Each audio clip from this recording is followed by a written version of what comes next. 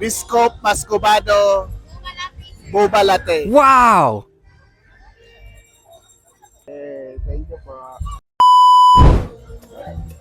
Oops, unong scroll mga kastorya. Kay kung ganahan kag Biscoff, mao na ni ang imong gipangita. Una, butangan og Biscoff spread ang baso kanang sakto creamy ug katamis. Dayon, sudlan og Mascobado boba. Grabe ka rich ang flavor. Sunod, butangan og fresh milk para balanse ang lami. Dili siya overwhelming pero creamy gihapon kaayo. Dayon, butangan og ice para chill.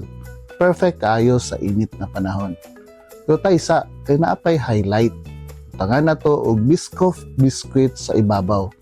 Dayon i-torch.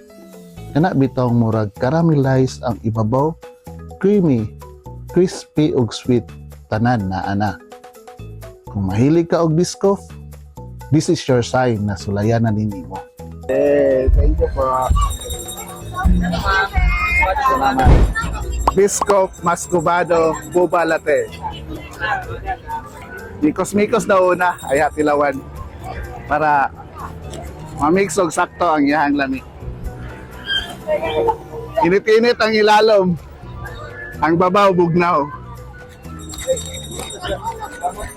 So nasa ilalom ang Mascobado ani sa siyang i-mix gyud og sakto para balansi ang lami. Bugnaw nga init. Okay? Excited na ko ba? Tilawan na to.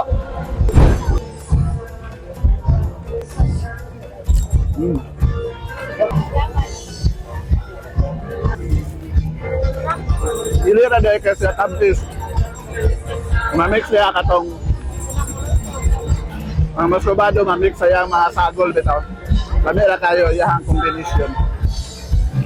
Must try dito sa Kamulan 2026.